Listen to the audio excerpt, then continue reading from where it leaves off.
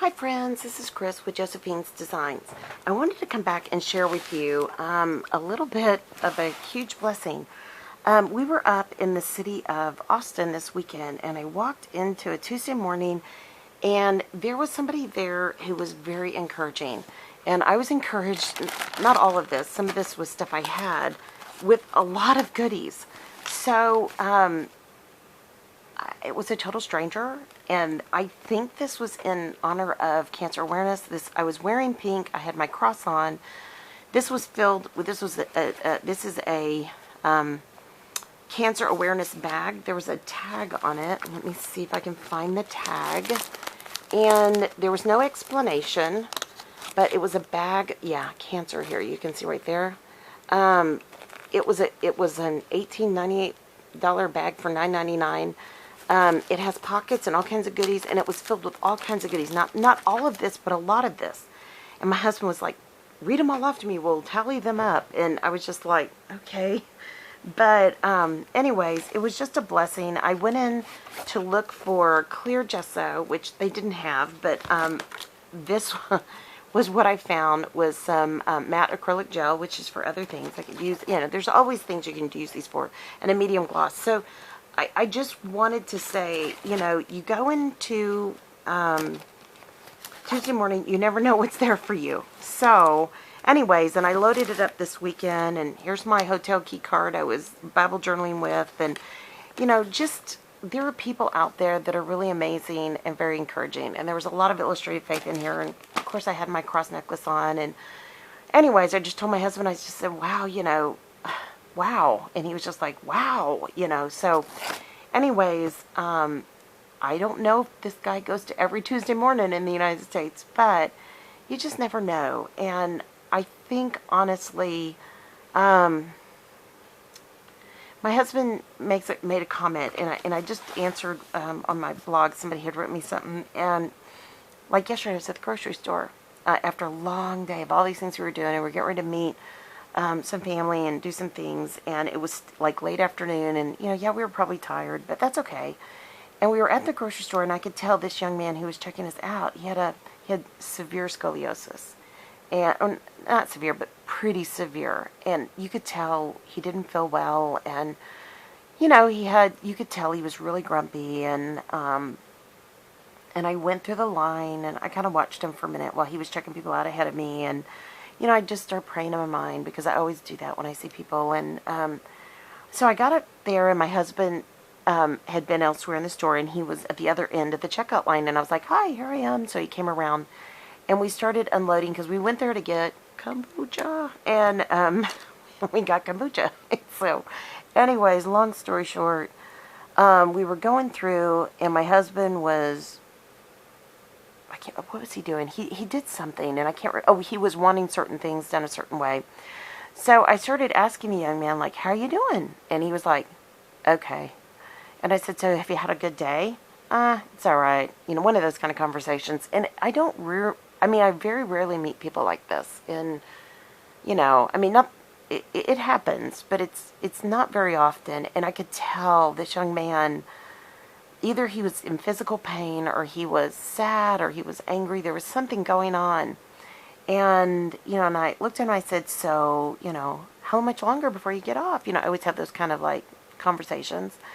And he, he answered. He never was rude. He just was, And I looked at him and I said, well, it can only get better. And I hope you have a much better day. And, may God bless you. And so he walked off, and my husband was like, well, why do you do that?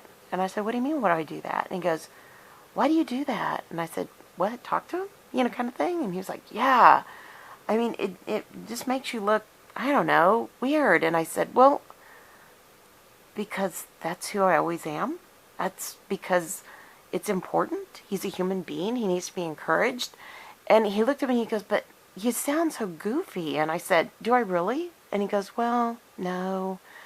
And I said, I might be the only Jesus he sees today. And that means Jesus in me, not me, not that I'm Jesus, but you know what I'm saying. He may see the Jesus in me today.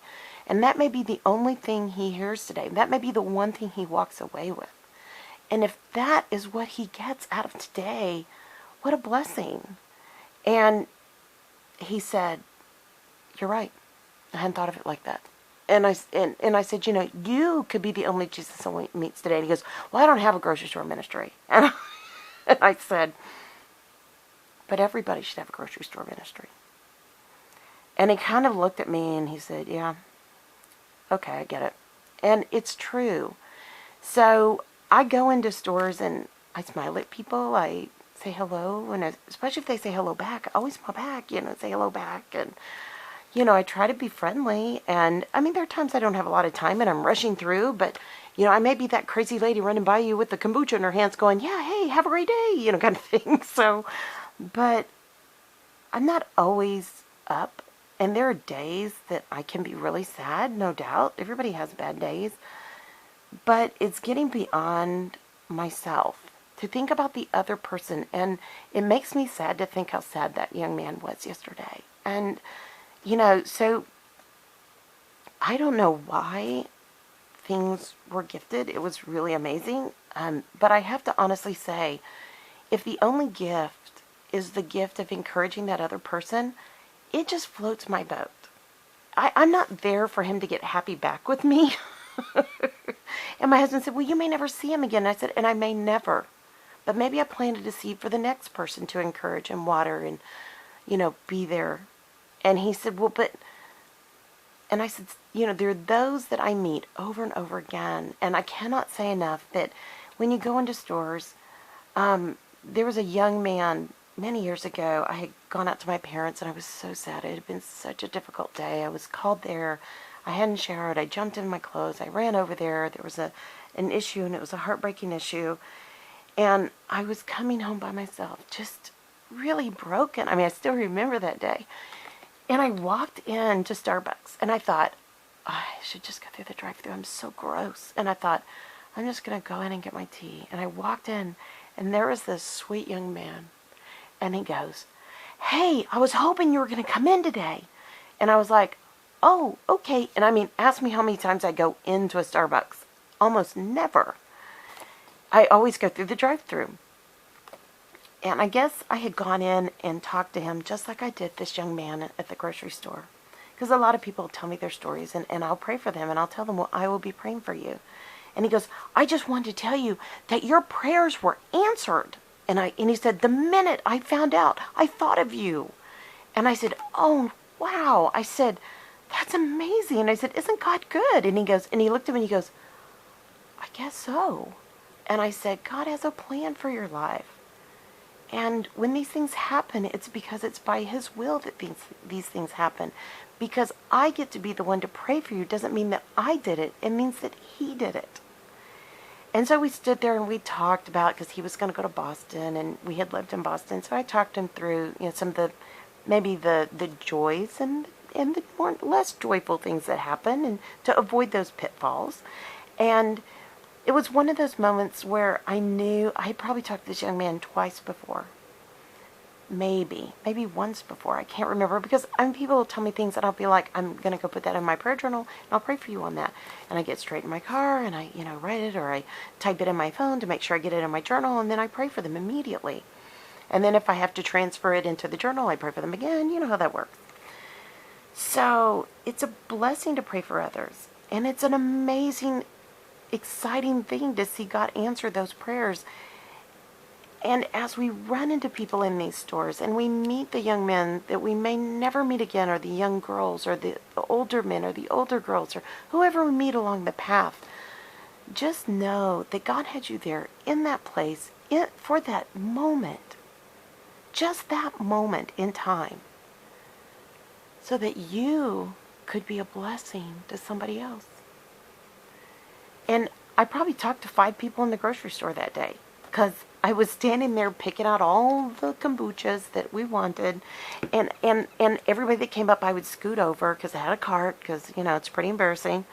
And, we came home with 20 bottles of kombucha, between my husband and I. And so, and that's like for a couple of weeks, maybe, hopefully. But anyway, so the thing I want to say is each person walked away either with a, gosh, he's eating up my space, or, wow, she was friendly, that was nice. You know what I mean? And if that reflects on God, then that is what I was to do that moment, in that time, in that day. You know, am I a very nice driver? No. I'm like hey, get out of my way kind of driver privately in my car. And that's the area I really have to work on. And that's the area, I love to pray at stoplights. I love to thank God for the stoplights. Though, if I'm late, because I have all these kids now that have agendas, or, I was going through that period of time. When the kids were little, we could stop and pray and be thankful. When they get older, they have to be there a certain time. And I don't like to be late. But the thing that I have to say is stopping, taking the time, praising God for the red lights in your life, praising God for the unhappy people that you meet along the way. It's your opportunity to be a light for Christ. So, okay, friends, I'm going to have a drawing.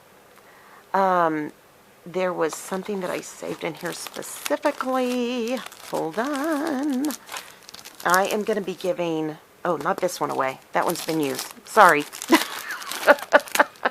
I'm going to give you away used crafts. Because some of this is going to be used in a project. So, here we go. This is the one.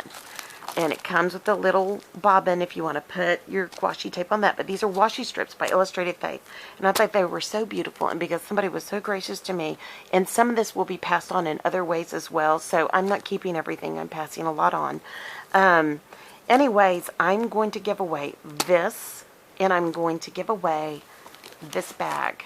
Slightly used as it was given to me. I'm going to unpack it and I will put this in it and it folds down flat. So, please leave in the comments below. First, you must be a part of this channel. You must be 18 years or older. You must live in the United States. And when I say you have to be a part of this channel, you have to be subscribed. So, and then fourth, you have to leave a comment below. And I'm behind on getting to my comments, but I will get to these comments, I promise. And I'm behind on getting some of the other drawings done, and please forgive me, but I'm getting everything done in order, and I'm excited. So it's just been really busy with trips and family and all that, and I'm excited right now because there's so much going on within our home, but also within the channel. The channel right now is amazing with all the Bible journaling camps and the Bible studies and the planner videos and the just lots of fun things, so, and craft projects that are planned. But you must leave below in the comment section, sorry, I'll cut to the chase, what is your favorite way to encourage others? Is it through word? Is it through deed? Is it through, I don't know. I mean, think about what that is. Is it playing, like my youngest, when she knows when I'm having a rough day, she will put on the best music for me. And she's a funny thing. She won't, when she was little, she wouldn't dance with anybody but me. And like, she had this thing with her sisters. Every time her sister would look at her, she'd stop, like she wasn't dancing. And then I would be dancing and she'd dance and then she'd stop. You know, it was just a game. It was so cute. And so whenever she knows I'm having a rough day, I mean, she'll even put on the Partridge Family, come on, get happy, that song. But anyways, she will find the best music and she'll play it for me, whether it be Stephen Curtis Chapman or, Kathy Tricoli, and these are old, artists of my day, but Christian artists, or current ones like, Mercy Me, and, she just has this gift for it, and so she encourages me that way. How is it that you encourage others? How is it that you do that? Do you make them a special dinner? Do you tell them that you love them? Do you give them a hug? I mean, what is your way of encouraging others when they're having a rough day? So, all right, your name, there will be a drawing, and probably my youngest will do it, and, pardon me, and I will mail this out, and I will email you privately like I always do, or send you a message, and then you will send me back privately in an email your address, and I will mail this out to you. So, and it will be this kit with this pink bag, and I've got to take all my stuff out of here, and I'm sorry, but I wanted to give this kit of washi to use in your Bible journaling. If you Bible journal, or you faith journal, or you just want to encourage somebody else with it. So, all right, friends, most importantly, thank you so much for being here. Like, subscribe, share, leave a comment, especially if you want to be in the drawing, and anyways, just know how much you guys bless me and encourage me, and I'm so amazed to get to be here with y'all. So I pray, most importantly, that your day is blessed, creative, and lovely. keep serving him well. He loves you so. All right, friends. I'll be talking to you soon. Y'all take care. Bye-bye.